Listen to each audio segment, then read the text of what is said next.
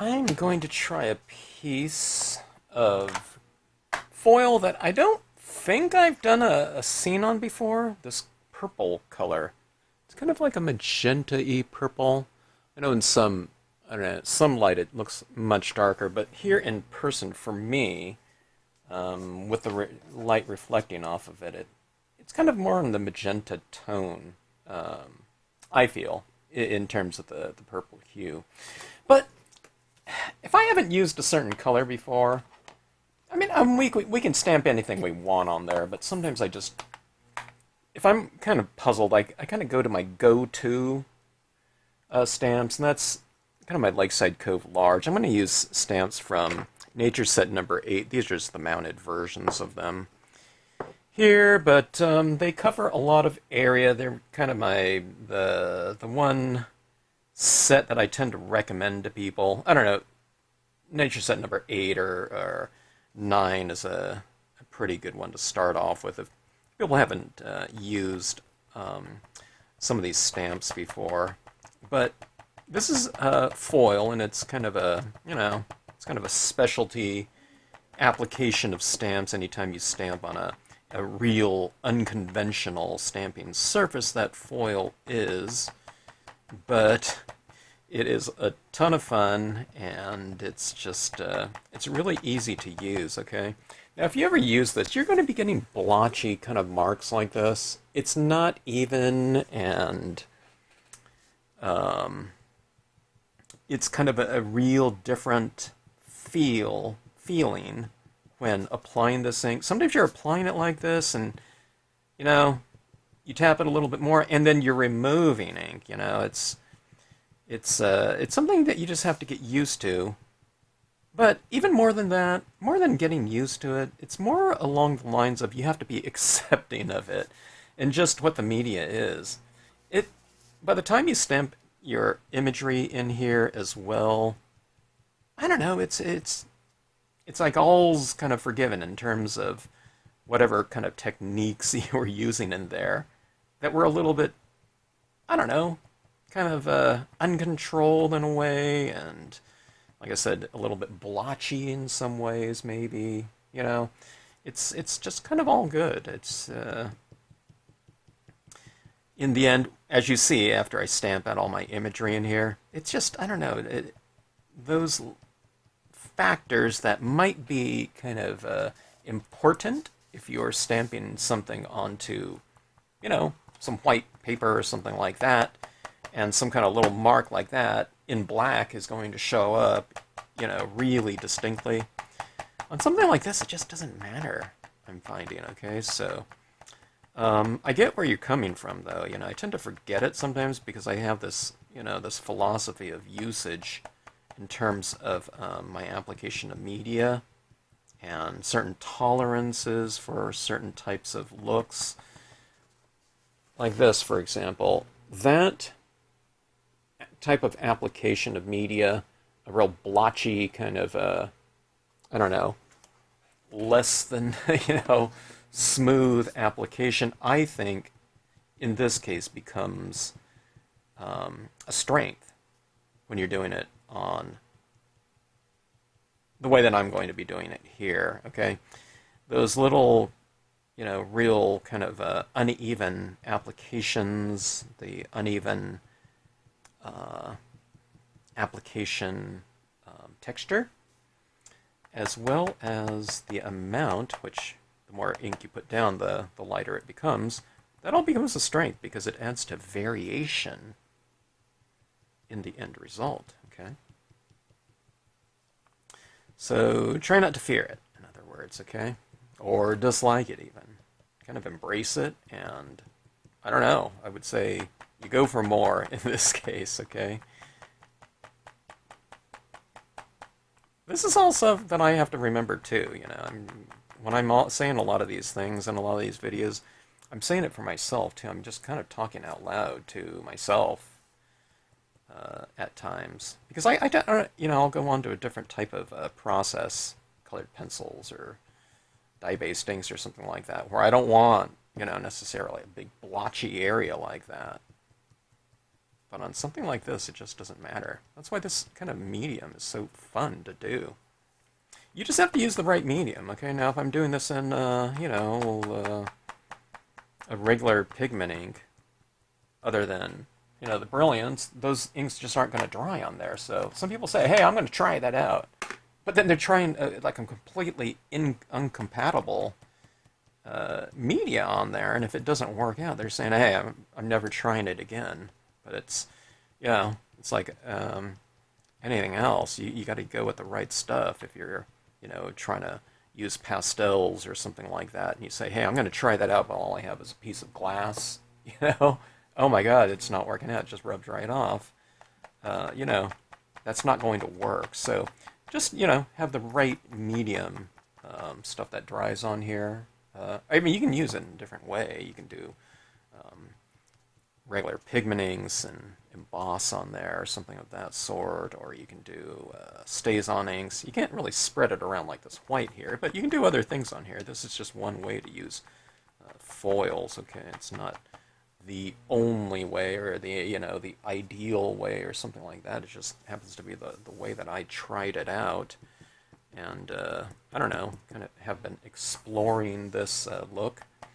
Anytime I touch this on the sides, it's just really wiping right off, okay? It's because it is a non-porous paper, and while the Brilliance ink will dry on there, it doesn't dry very fast, so it's one of those types of mediums, you want it to dry, then you do it like this, and you let it air dry, or you heat set it, okay? So we're going to heat set it right now. And what I have right here, by the way, I'm going to be stamping out my imagery right in the middle here, okay? So I wanted this to show up, so I put this kind of bank of fog or clouds or something like that. And we're going to go like this. This is usually different here. Usually I'm going dark around the edges like this, and I'm leaving it light in the middle when I'm working on like a white piece of paper. But this is dark foil that we're working with. So there's two different things. We're working on a dark surface, and we're working in a non-porous surfaces. So there's two types of things that are a little bit different. But it was so fun to play around with like that. It's kind of I don't know, it's a different mindset. If you start doing something like this, you really add to your repertoire of kind of process, okay? And you can utilize these, techniques. There's a lot of different foils out there. It really opens up the possibilities for us.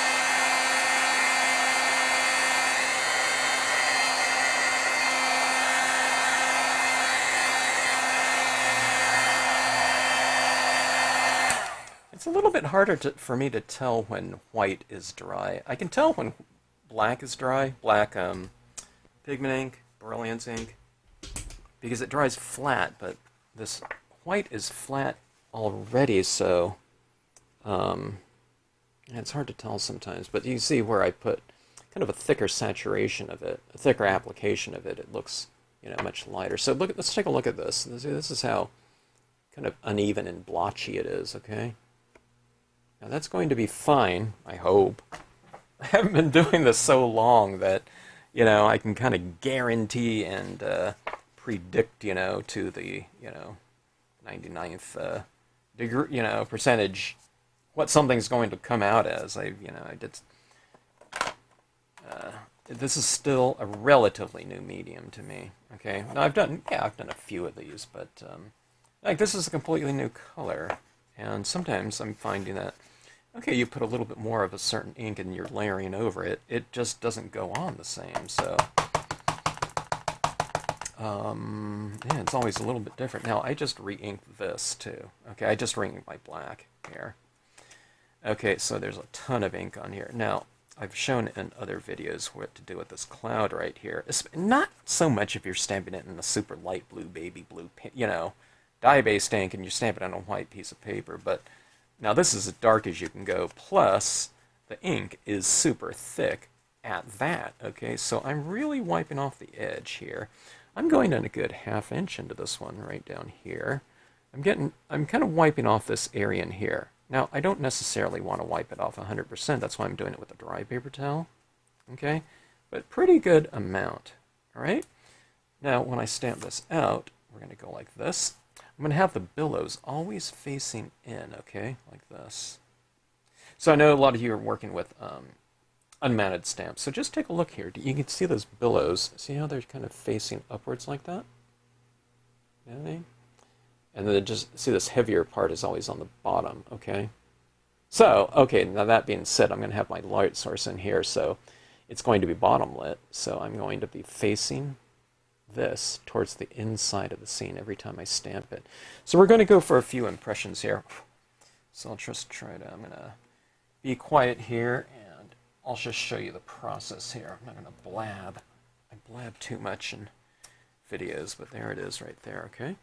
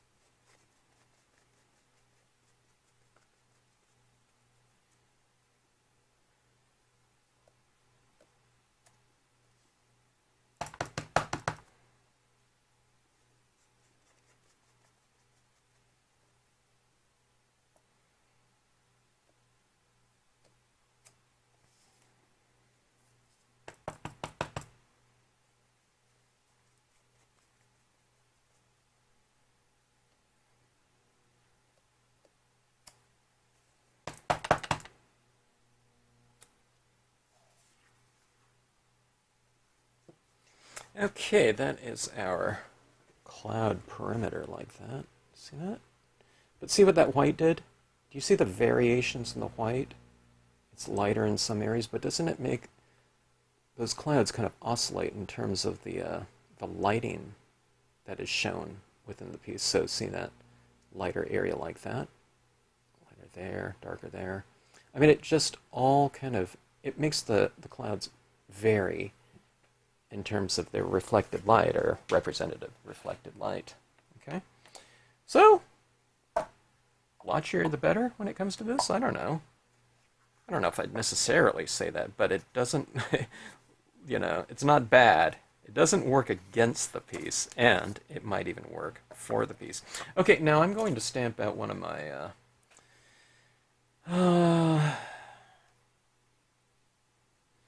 one of my deep space images. Okay, I think we'll go with the Starbirth here. Starbirth? Where's she going from? Milky Way. Starbirth like that. This isn't going to be a direct... I don't bother doing mirror impression stamps, like stamping it up here, stamping it up again on the mirror impression stamp, and stamping it again down there. Not that that would be bad, okay? If someone wants to take the time to do that, do it. I spend 0 time doing that type of process. But I respect the people that do. Okay? It's an extra step. You know, for like a mirror impression, if I'm doing a moon up here and a moon down here, you know, in theory you'd have the, you know, the reverse impression of it, so you can stamp it down here. I just go moon and moon, you know. Okay, so we're going to this. I wiped around the perimeter, okay, like this. Good, I don't know, maybe a 1/4 inch, you know, and get a good amount off of it. You know, just lightly dab it, because this is a thick black ink. You have to take off a pretty good amount. And again, you don't have to do that, but I just think it makes it stamp into the perimeter imagery a little bit more graceful, because you're fading it out around the perimeter because there's less ink. It's dry ink on the sides. Okay. All right, now this is where I tend to, images that have a lot of surface area, I tend to get this thing called fisheye, okay? I don't know, they call it different things than other things, but like when it comes to printing sometimes, it'll lift a little bit and you won't get a good crisp impression. Like right there, I don't know if you can see it right there a little bit, it didn't stamp out, but that doesn't really bother me too much, okay? Now I could have stamped some other imagery in there, but we're just going to keep it, or some other white in there, you know, to make it reflect a little bit more. It's hard to see, it's really hard to get a good photo of this, but you can show it in the videos here. You can see that light in there like that, so it's like that. This shows up a lot here because I have the white. See, I'm blocking off that foil, but you can get that real kind of dramatic look back in there.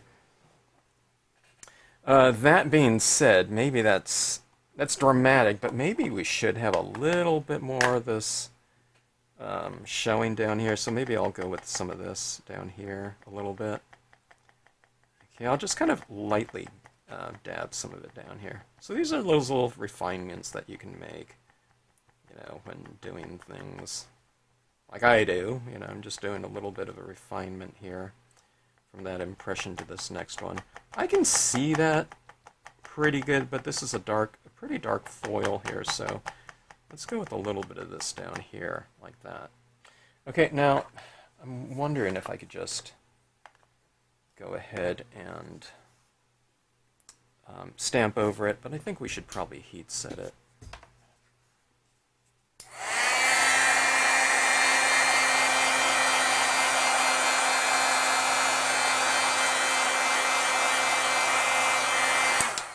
You know, better safe than sorry. It takes like 5 seconds. Okay, so that is heat set. Even if it's not heat set all the way, it's heat set enough. Okay, now did I... Okay, couldn't remember if I inked this up yet. Now right before this video, I did re-ink my my pads here, so with both the Moonlight White and the Graphite Black. But let's blot this off around the edge. Okay. And I'm going to go right down here like so. Okay.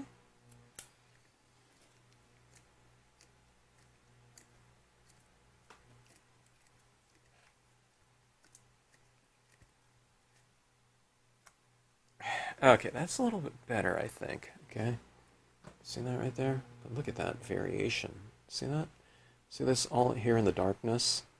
That's just plain foil. Look at this when you go like this, okay? Look how that comes back around. So you can see it all right here.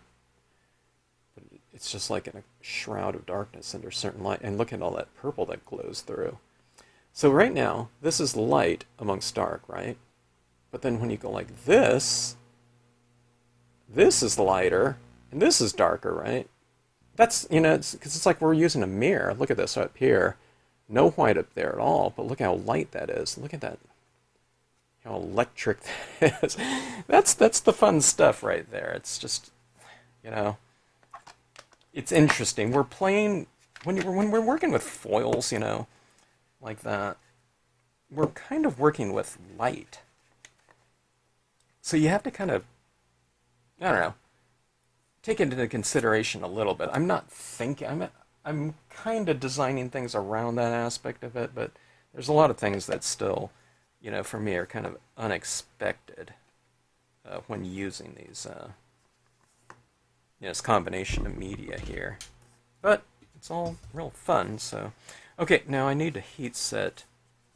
We heat set each layer. Anytime you're going to stamp something over what you've just stamped out, heat set it first. Otherwise, you're going to be stamping wet into wet. And that ink that you're trying to transfer in there might not transfer because it's just still all wet. So it's like you're trying to, go oil-based ink into wet oil-based ink, and it just doesn't transfer.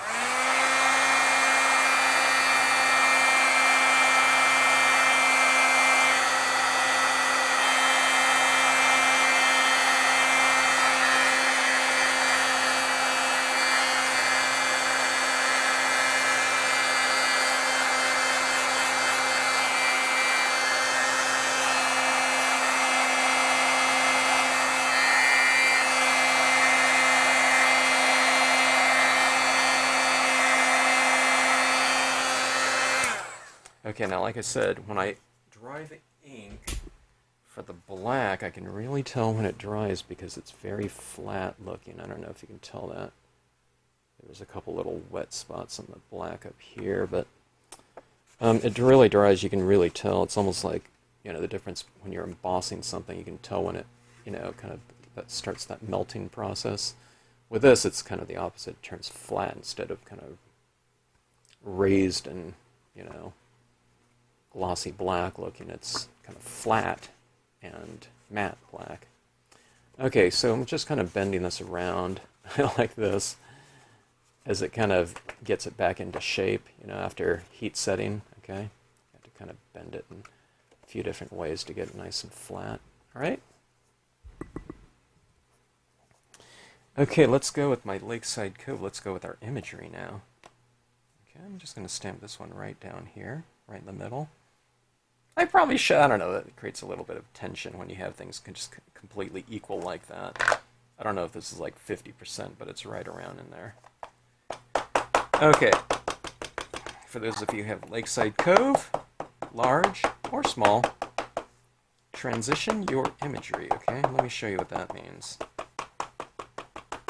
On this right here, where I don't have this black zone, faded, tapering little dot area going off the bottom of the page. See this little area down here? I create these transitions right here, but transition it with additional kind of drying right here. See this like that? That way I'm going from wet to dry, and I won't get a big, harsh line right at the base here. It's just like the perimeter of, all the sky imagery. Kind of wipe off the surrounding area so that it stamps out lighter, okay? And it's there for a reason. If it wasn't there, then you wouldn't have the tonal gradations in there.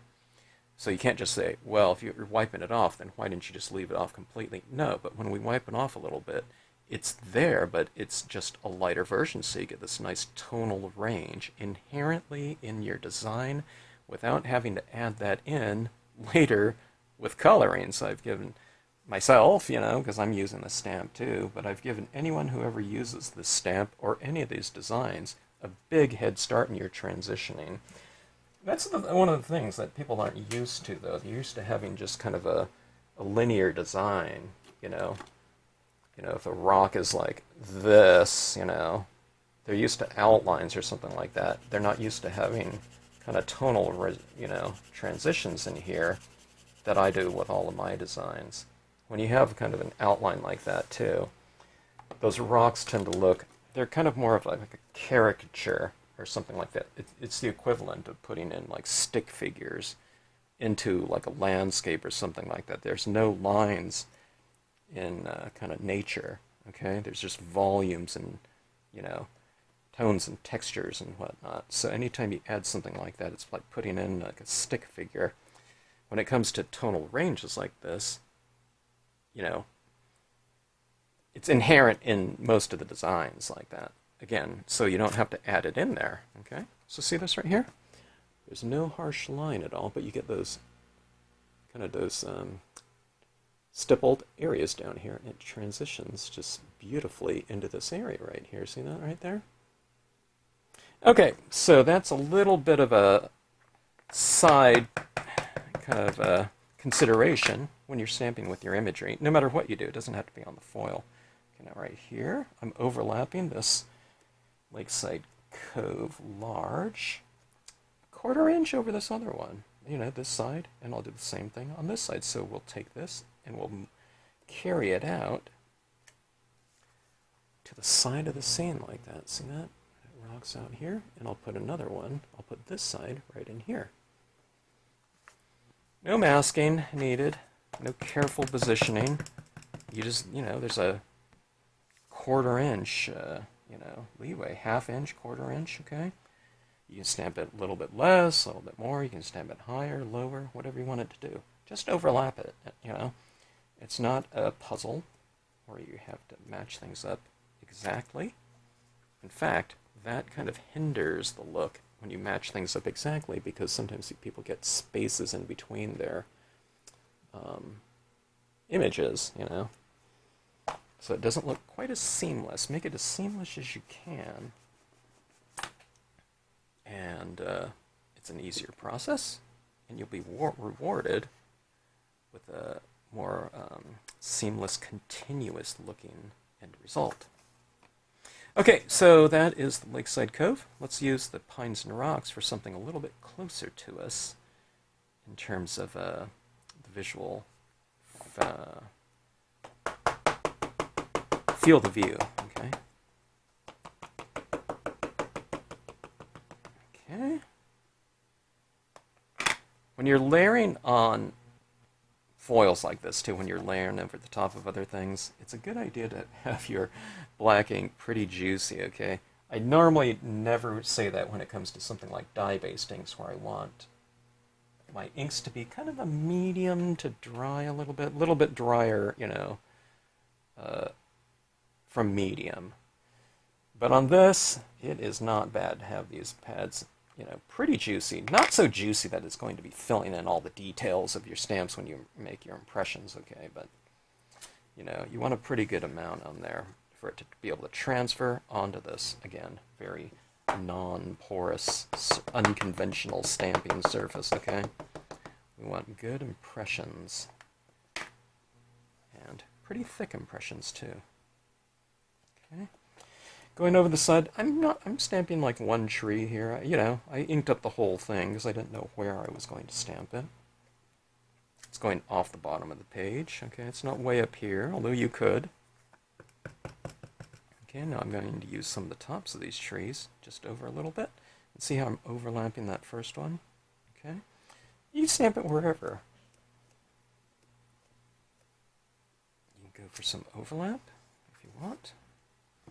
Okay, there you have that. Let's see that white here. I covered up a lot of the clouds, but, you know, they're still there. Look at that. Okay. Now, I am trying to decide if I want to add in some additional tone in here, like to hit some of these shadows in here in these rocks. I don't think I want to do that.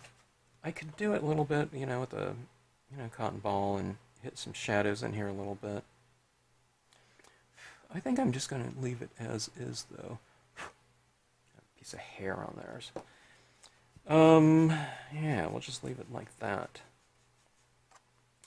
I do want some kind of quote stamp in this open area, and I'm trying to decide on what I want to do for that.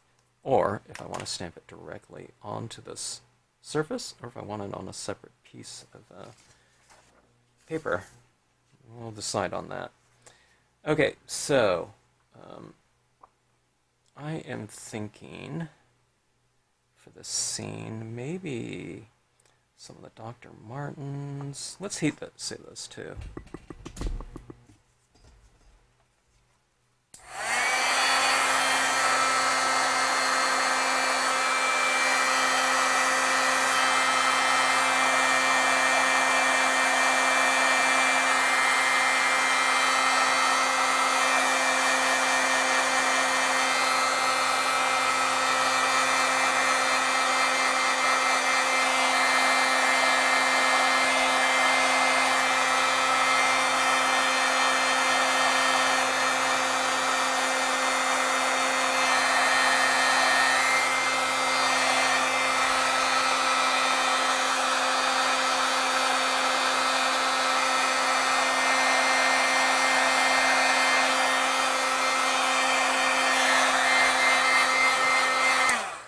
Okay, now at this point in time, this whole scene is, this whole card is really quite dry.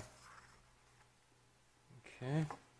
There were some areas up here that were still a little bit wet because there was such a large amount of ink on it from the impressions. Okay, while this is still warm, I'm just kind of bending it into place, seeing which direction it needs to be bent, counterbent to the curling. All right. Now, let's see. This is where some decision making has to come into play. Now, see where that blanket of fog in the background is defining that lakeside cove. Had I not had all that back there, it would have been this dark. But because it's that dark, I'm going to take advantage of it by putting some kind of quote in there in probably white ink, I would say.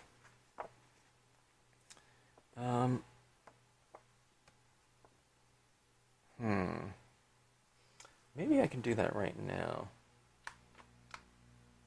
And it seems like a good way to do this is the nature set number 2. The sky is the daily bread of the eyes. Something like that. When it is darkest, we see the stars. That's not bad either. Right there. There's a big open area in there, though. Slowly, one by one, the infinite meadows of heaven blossom the lovely stars, the forget-me-nots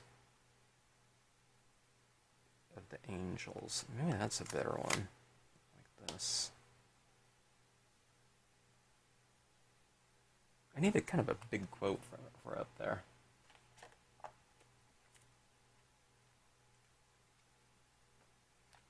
When I see these quotes, when I read them, it's kind of, I was envisioning the types of scenes that I would use these in.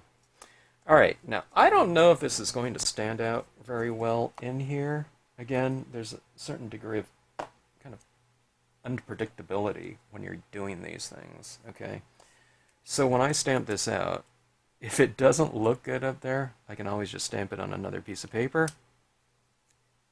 cut it out, and I'll have it up here as kind of like a raised quote. So I might as well try it on here first, okay?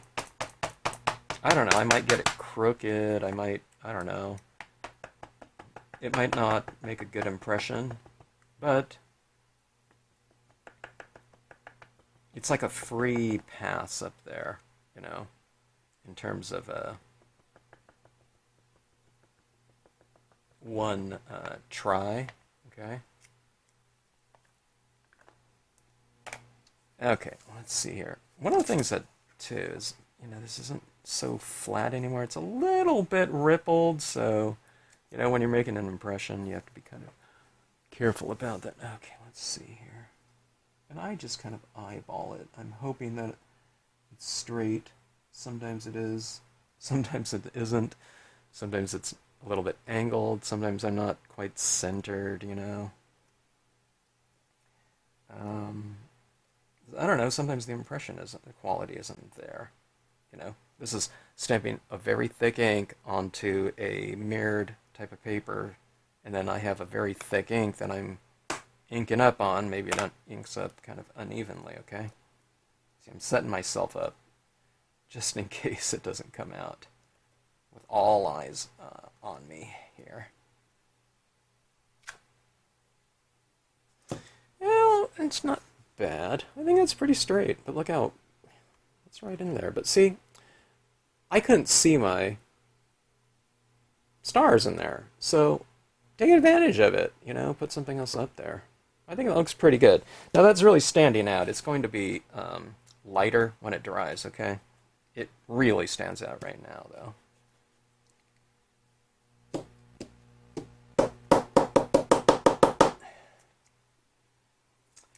Okay.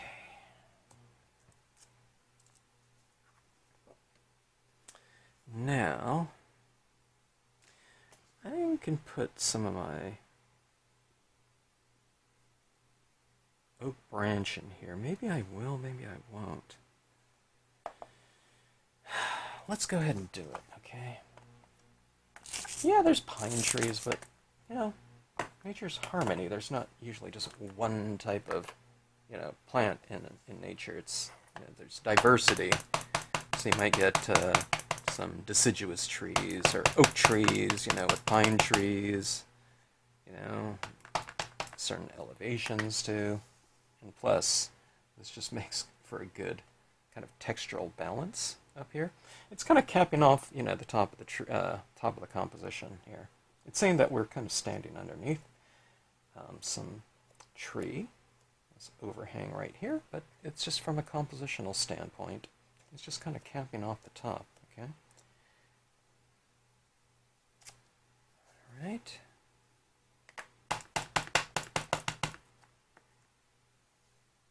And I'll go again over here. I'm just kind of using a little portion of it. That's the way oak branch was designed, okay? I designed it heavier on one side so that you can rotate it, or you can stamp it kind of on the lighter side right over here, so heavier and lighter, or you can use the whole thing. I've seen this used as an entire card with some kind of quote or something like that that goes with it. I tried to make this branch as graceful as possible that could be used in any direction, but, you know, specific enough where it looks, you know, good at a certain angle or a certain direction too, as, you know, main subject matter. Okay.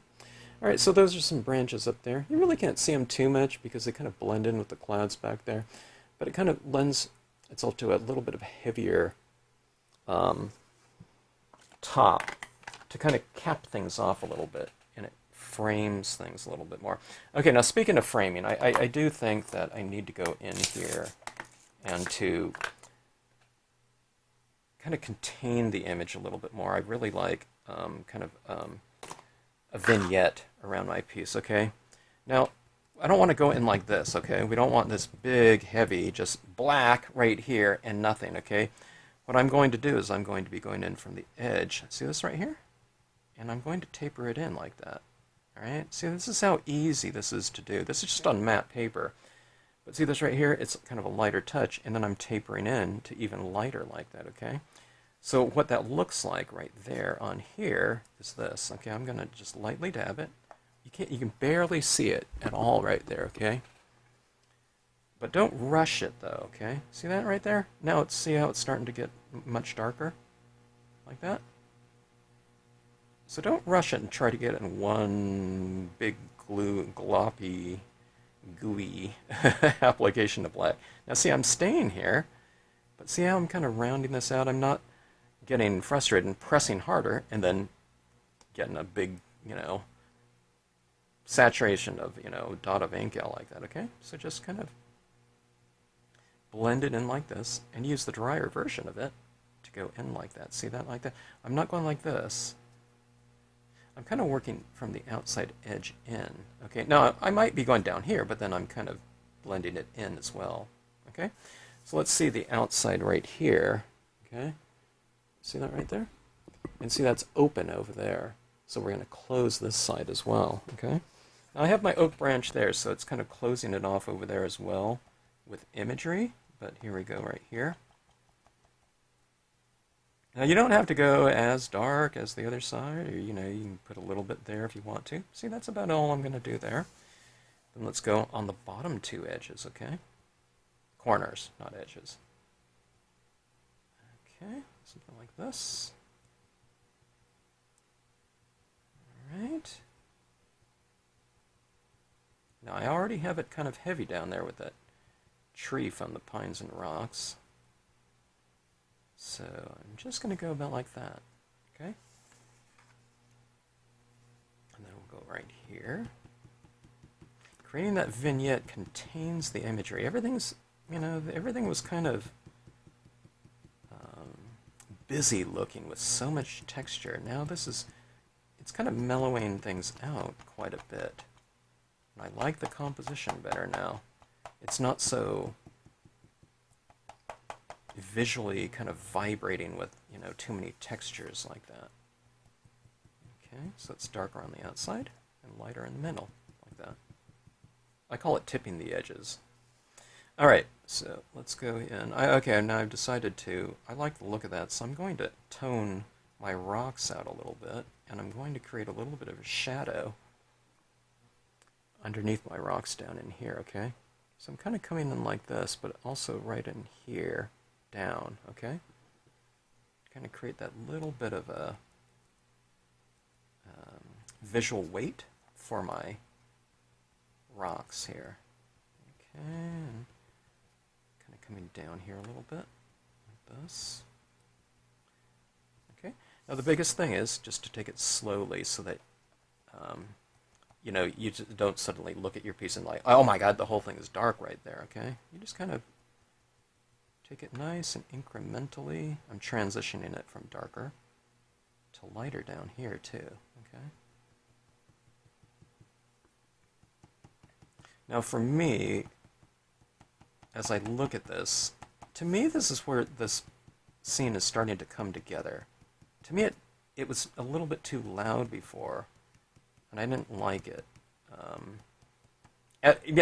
It wasn't a finished product though, but I didn't like it as a finished product. But now it's starting to look more cohesive to me.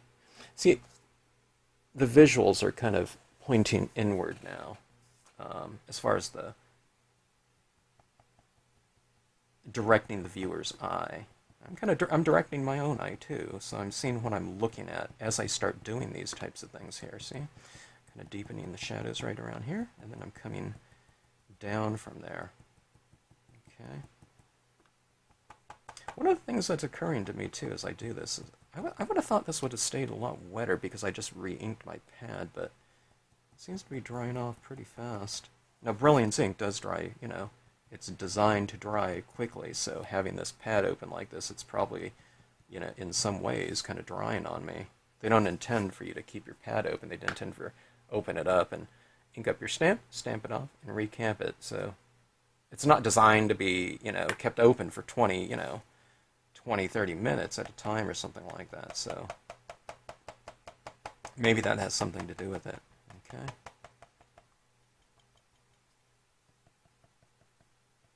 If you look at my video called Easy Lighting, you'll see where I've mentioned an area of light up top and an area of light below.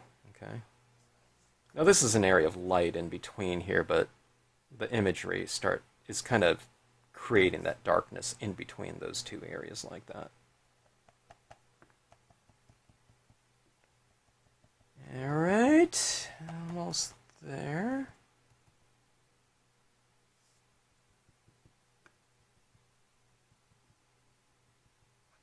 I think that looks pretty cool. There's a certain type of ethereal look to purple and foil. This one's a dark blue foil. The last scene, I think it looks ethereal. Okay.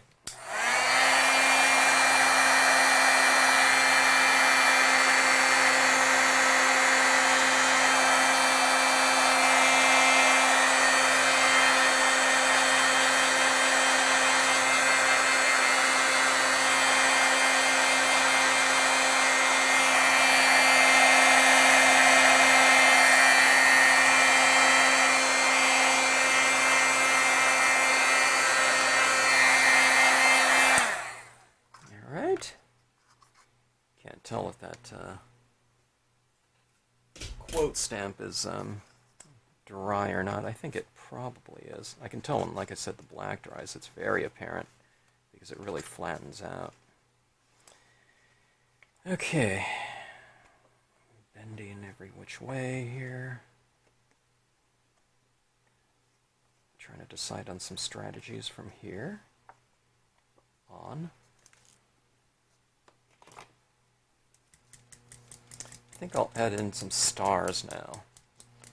I'm tempted to add in some Dr. Martin bleed-proof white, but I think this scene would be better with kind of a little bit more targeted applications of paint. Okay, Dr. Martin's watercolor paint, bleed-proof white, but the acrylic ones are, you know, just that. They're acrylic paint pens. Okay, all right, so this one now has kind of a theme too because of that quote. You know, the quotes kind of establish kind of the you know, the thematic nature of what we're looking at. And this one right here is the stars. Okay, now this is one of those things where it's kind of fun to play around with this kind of dynamic, because if you're doing reflective types of imagery, like a lake, you can put, I could have stamped this way up here, and the entire sky could have been on the surface of the lake as a reflection, okay?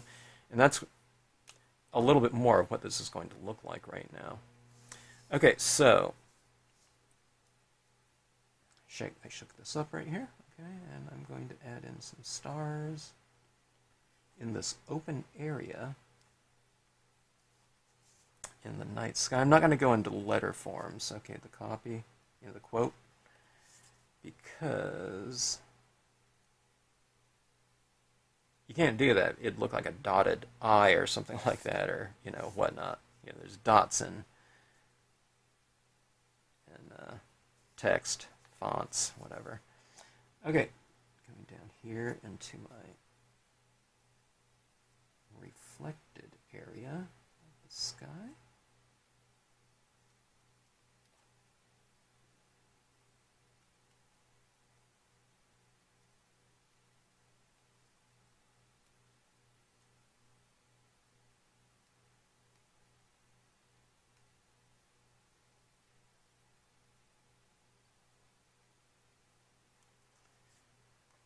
Okay, so it looks like they're floating on the surface, don't they? God, those really stand out. Let me see if I have a kind of a magenta Artistro paint pen. Oh, there's a couple different, there's a book of plum.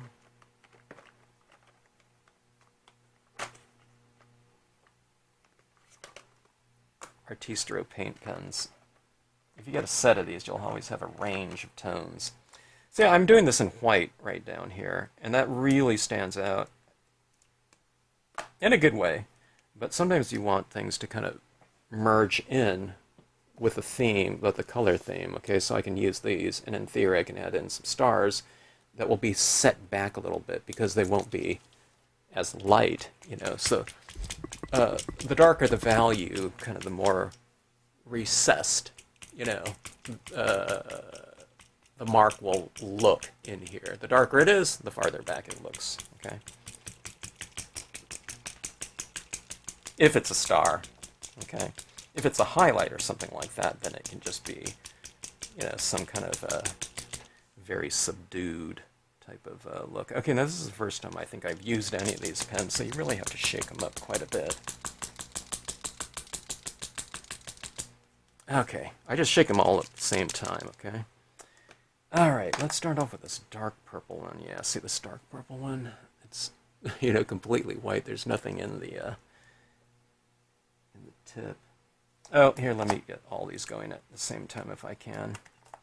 I know I haven't used them because I haven't used, you know, I haven't done anything in purple yet. Let's see, keep these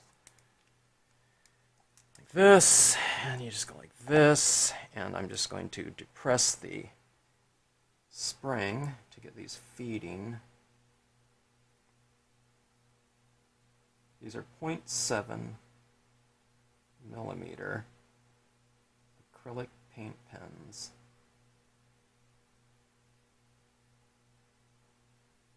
Okay, this one's starting to feed, okay.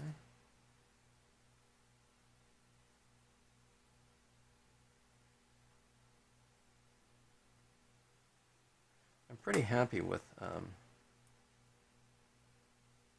functionality of these. Okay, this one's almost there.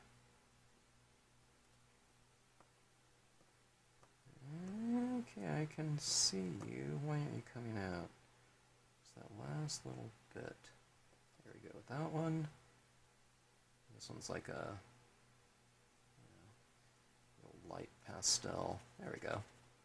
Beautiful. Okay, so let's add some of these little dots in here. Okay, with the purple.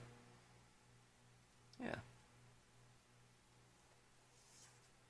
You can add more stars, but they're very subtle. It's like the same, hue as some of those clouds, some of the darker clouds.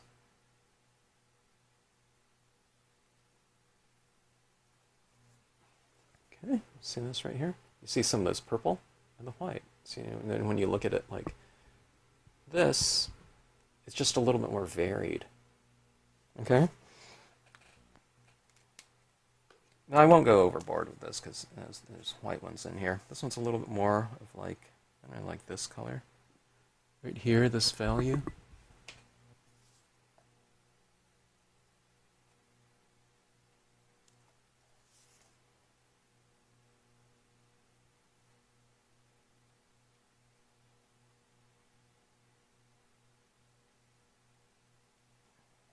Okay.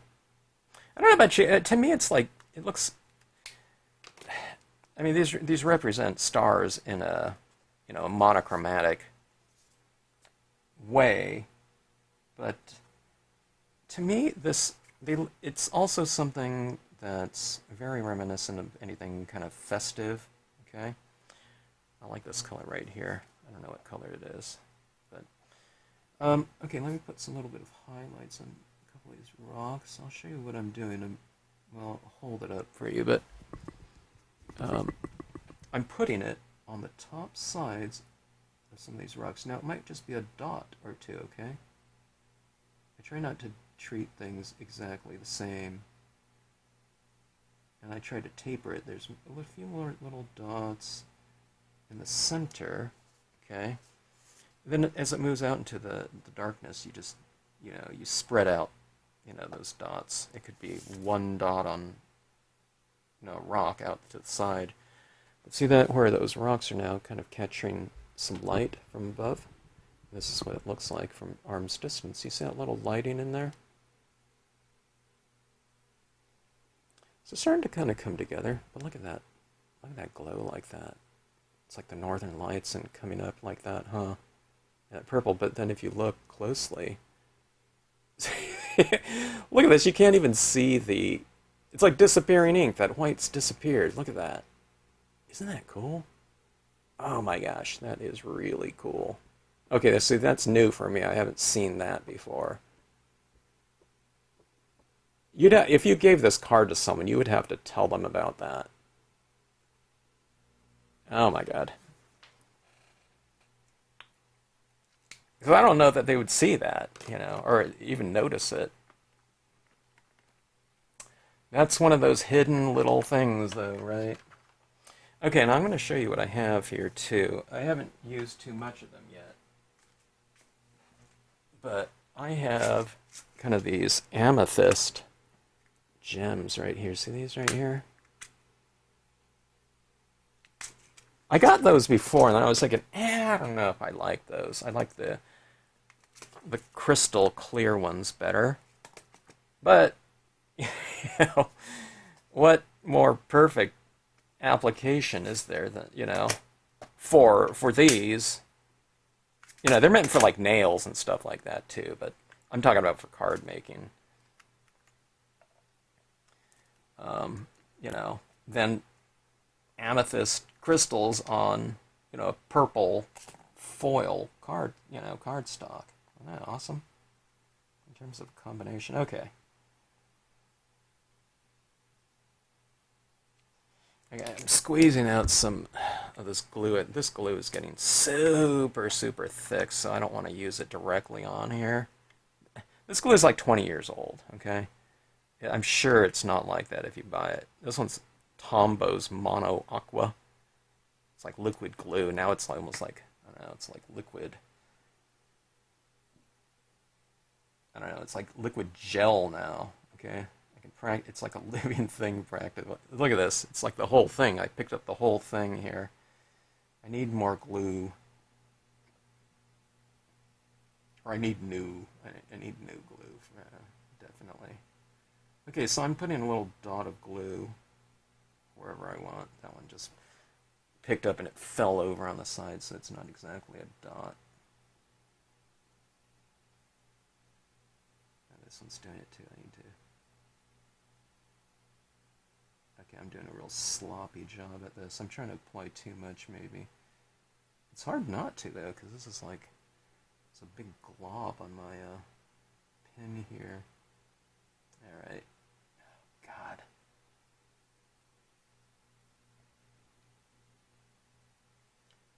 Alright. Let me just, yeah, okay, this is working a little bit better. I'm just putting a smaller little bit on here. Luckily, this, it's transparent glue, so I don't know. Yeah, you'll probably be able to see that. I'll see if I can wipe that one off.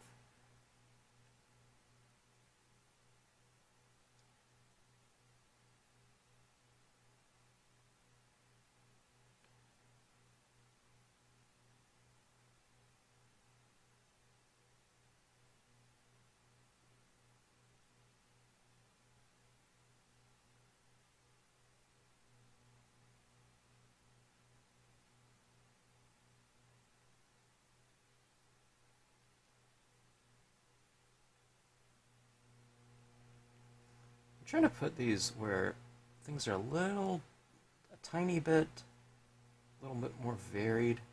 Otherwise, I tend to evenly space everything like a 1/4 inch or 1/2 inch, I want to kind of group a couple stars together here and there.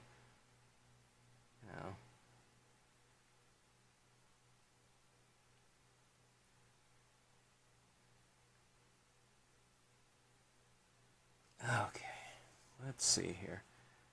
I got a big glob of that glue right there. Let me see if I can remove some of it.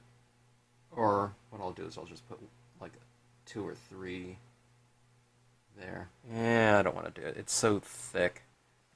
Alright, note to self, I need to get some new glue. I don't know if I'm putting it off. I just kind of forget about it because I don't use glue a whole lot. Okay, let me show you where I put the glue, okay? Let's see if you can see it. See those glue dots on there? You see that one where it kind of flopped over? I'll just put 1, 2, 3 stars right there. You see that right there where it's standing out? And down here, you can see my glue right there. Okay, so, it's just a matter of going in here and picking out some kind of configuration. Let me get my gem picker, jewel picker, I think. This is the Marvy double-sided jewel picker. Must be thinking of pickles. Okay. All right. Let's see here. I got some glue on this one last time, so it's not sticking to my picker as well. And this is amethyst, so I can't tell if I got it right side up. These are all flat-sided. Here, let me get it like this. These are all flat-sided crystals. Okay, there we go.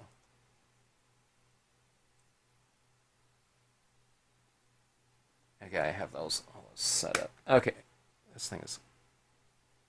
got something on there. It's too dusty here. Okay. Ah! Okay, here we go.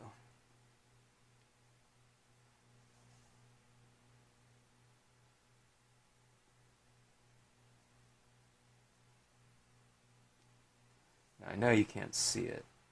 I can barely see it right here. It's when kind of the light will reflect off of it. We'll be able to see it better. I'll show you where that comes into play.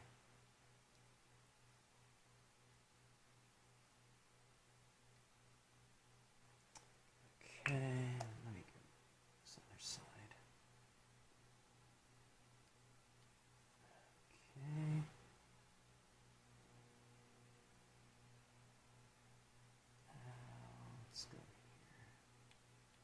Okay, now those are the amethyst ones. And I just went with one size. I didn't want to go too gigantic with that. Okay, let's see. See those right there? They're very subtle, but okay, there you see that twinkling right there? That's really hard for you to see, I'm sure, because it's kind of difficult for me to see too. But they have this kind of little purplish tinge to them, to the glow. God, look at that. Looks so much better than before. Okay. Let's go pretty bold with like maybe one of these crystal stars, okay? Okay, I don't need four of you. Let's go with, or maybe I'll put one kind of bold one in the water. Not too huge. There's some of these in this multi-pack that are pretty big.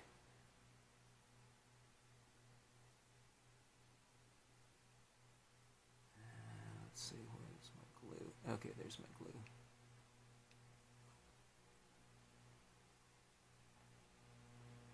Actually, I'll go for a couple of them out there in the sky. I think that looks pretty good.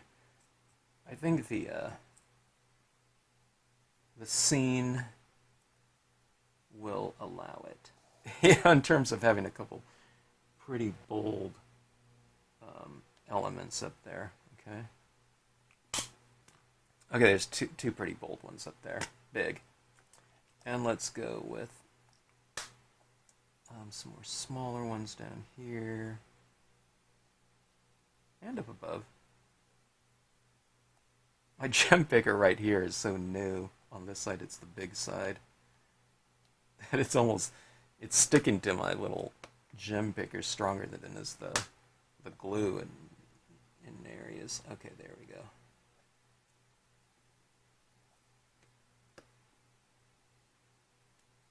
And one of the things that I tend to kind of mention in terms of the spirit of, I don't know, the visuals that you're including in your pieces is, I don't know, I tend to do things, or I tend to think about, like, if I was giving this card to a young child, you know, what would I include on there? And it kind of goes back to the spirit of, you know, being an illustrator, trained illustrator. You want something that's going to grab someone's attention and hold it for a little bit of time, okay? So someone that's, you know, getting a card from you, it's a handmade card to begin with, so that makes it special, right? And what we want to do is we want to make it also special, but we're adding in those little elements that make things extra visually interesting, like one extra layer of something that might not be apparent, and it might be something subtle. So what that does create is it creates something where when they're looking at the piece that you've given them, they notice something later. Okay, so it's like the card that keeps giving, you know. There's like something, or if you can do like multiple layers of something like that, 2 or 3 layers, it's, you know, it rewards further inspection. Okay, so here's those little stars like this. See that like that? I mean, before, you know, I mean, you can do things like little LEDs or something like that, but this is certainly an easy way to do it right here. Look at that. It really brings it every time. And here's that thing with the stars of it. Look at that. There's stars twinkling like that, and then there's quote, you know, in a deeper, and then the stars stand out even more. Down here, here's the, you know, the starburst stamp in there. Look how subtle it is, but then look how much it really stands out like that. Okay, so let's get this formatted into some kind of, you know, framing or whatnot, and that will finish. Okay, here we are. My typical boring, but I think a pretty effective framing here. This is a half-page piece, so pretty large. And, I'm not doing a folded card. I just, you can't do that when you're working with a half page inherently unless you're getting like a, I don't know, 11 by 17 piece of paper or something like that I don't do. But anyways, I just put this border around here that's to kind of mimic the line weight of the letter forms in here, because copy, anytime you put like lettering or typography in a in a piece, that becomes kind of the focal point because people just go to it, immediately to read. So in order to pull that out as kind of the main visual component in here in terms of a kind of a starting point for someone's eye, you kind of bring it out with that. So, I don't know. I use that all the time, though, because it's like white little dots or stars or something like that. And just a piece of glossy dark cardstock, okay? But anyways, let's take a look at this piece here. Again, look at those little twinkly little bits. And can you see all those different colored dots in there, too? So, I think it looks fine, and I wouldn't miss it. I never missed it in the past, having those colored dots in there when I didn't have all those colors. But those different pen colors like that are really fun when we're talking about kind of a thematic hue within this piece, and it's fun to work around because the foil itself has so many different colors in it, when you reflect light off of it, okay? So it's kind of fun to, from a thematic standpoint, to utilize, those different, kind of pinkish purple tones in here, the light lavenders and whatnot within the piece, because it's kind of mirroring what's at. Look at my reflection in here, my hand in here, that becomes, you, you become, and the environment becomes a part of the piece when you're talking about mirrored foils like this. I mean, see this right down here. I can see myself down here in the reflection. So it's just so dynamic like that. Now here's what I really love about this piece, in terms of you know, the reflective nature of it. You run it across there and you can't see it. I don't know how that Starbirth is showing right through those letters. I mean, you can see those letters like that, okay? But here that black impression of that Starburst stamp is back there. Here it's kind of lost cause, and I was thinking, okay, you can't even see it, But look at that. It's kind of become like I don't know, for me, the kind of the killer application in this whole piece right here. Down here is pretty cool too, but you can see it because I blocked out down there. So I don't know, maybe get the best of both worlds in some ways to have a little bit of it showing, but I don't know. That being said, because I stamped that quote stamp up there, now it becomes a little bit more purposeful than just having kind of a blank area, which it normally would have been. I think it would look cool, up there without the quote too, but you can kind of have the quote and not have it too, in some ways with this crazy thing. But look at all those little twinkly little stars like that. Anyways, okay, so I hope you enjoyed this piece. I wasn't quite sure, kind of leading into it, and even maybe 75% of the way through until I kind of blocked off around the edges like that, and it suddenly it mellowed it out a little bit. It was just so textural with all the images showing, but you do that little cornering like that, and little shadows down there, and it just kind of contained everything, and it mellowed everything out, to some extent, and from there on, it was like, okay, I knew what to do after that point with the additional little stars and the crystals and whatnot. I could add those in, and it wasn't such a loud, busy piece, It's still pretty, dynamic and whatnot, but it's just not so visually kind of staticky and loud or whatever. So, okay, so anyways, I hope you enjoyed it. Thanks as always for watching. Please like this video, click the little thumbs up button if you like it. I really appreciate it. It's for the YouTube algorithm type of a thing. It shows, that you enjoyed the piece, or the video channel in general. And I'd always appreciate it. Thanks as always for watching.